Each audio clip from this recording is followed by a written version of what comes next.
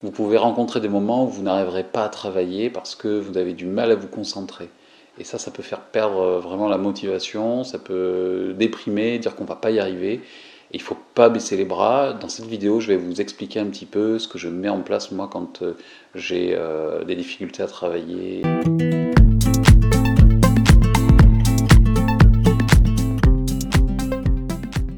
Bonjour, je m'appelle Mathieu, je suis éducateur spécialisé. Si c'est la première fois que vous venez, je vous invite à vous abonner et à activer la cloche et laisser un petit j'aime, ça m'aidera beaucoup. Alors tout simplement, là, surtout je pense à tous ceux qui ont des enfants hein, notamment, ou même s'il n'y a pas forcément des enfants, mais vous pouvez être en colocation, vous pouvez être... il y a plein de cas de figure où vous avez peut-être des difficultés à être tranquille.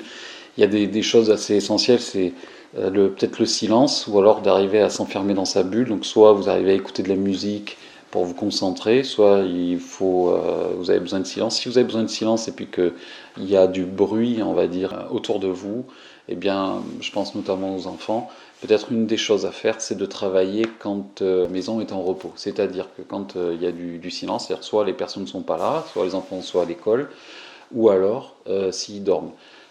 Effectivement, moi je vous avoue que j'enregistre pas mal de vidéos la nuit, après ma journée de boulot, après m'être occupé de mon petit, et ce qui fait que ben, c'est vrai que je pense qu'on le voit parfois, je suis assez, je dois avoir des cernes, et puis je ne parle pas forcément très bien. Bref, c'est pas forcément le top, mais c'est toujours mieux que si c'était au milieu du bruit. Donc ben, il faut choisir le moins pire, hein, la solution la meilleure.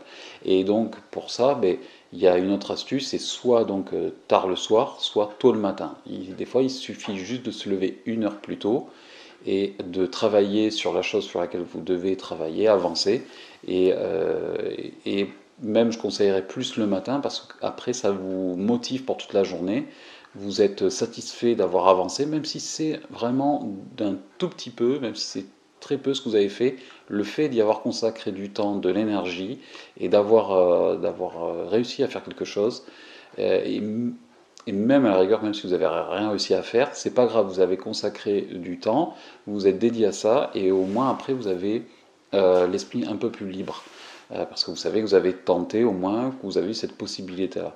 Et la plupart du temps, de toute manière, vous arrivez au moins à organiser deux, trois idées et vous arrivez à avancer. Donc même si c'est à pas de fourmi, on va dire, c'est toujours mieux que de se coucher le soir, de dire bah, encore aujourd'hui j'ai pas avancé du tout, et du coup ça c'est frustrant et ça démotive au fil du temps. La deuxième chose en fait qui peut vous aider à mieux travailler, à produire, c'est quelque chose qui est plus physique, qui est plus de l'ordre de votre environnement. Je vous conseille d'avoir déjà d'éteindre le portable et tout ça, tout ce qui est stimulation extérieure, il vaut mieux s'en séparer, le mettre sur mode avion et voilà. Mais au niveau physique, votre environnement, votre travail, votre bureau, pardon, c'est essayer de faire vraiment un bureau minimaliste, c'est-à-dire évacuer tout ce qu'il peut y avoir de détails autour de vous. Et je vous conseille aussi d'avoir une belle vision, d'avoir une belle perspective devant vous. Si vous avez votre bureau devant un mur, face à un mur, vous allez voir pendant votre temps de travail un mur. Ça va vous arrêter.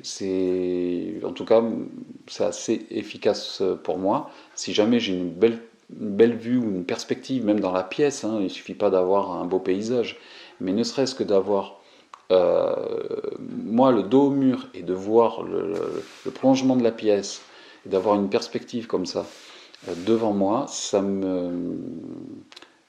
je pense que ça a un effet positif sur ma manière de travailler et d'organiser mes idées et d'avoir des idées qui me viennent justement. Tout ça, c'est des choses qui peuvent faciliter votre façon de travailler et d'avancer dans votre livret 2 ou dans votre formation, parce qu'on sait très bien que dans nos écrits, il faut restituer des choses, mais il faut aussi faire du lien entre les différents concepts et les situations qu'on vit, et on a besoin d'être réactif, d'être vif d'esprit. Et tout ça, je vous assure que ça participe, ça aide pas mal. Voilà. Dites-moi dans les commentaires si jamais vous avez testé et si c'est positif pour vous. N'oubliez pas que si vous avez besoin d'une aide efficace pour atteindre un but précis, vous avez en description en lien quelque chose qui pourra vous aider. Dans ce lien, je vous propose une solution pour ne plus être seul face à vos difficultés. Et surtout, vous trouverez comment je mets en place une stratégie personnalisée à votre cas pour que vous avanciez et pour qu'on puisse résoudre vos difficultés ensemble. Vous trouverez du contenu gratuit, vous trouverez aussi comment me joindre pour qu'on puisse discuter de vos problèmes et de comment les résoudre. Je vous remercie d'avoir regardé cette vidéo, partagez-la, mettez un j'aime et je vous dis à très bientôt.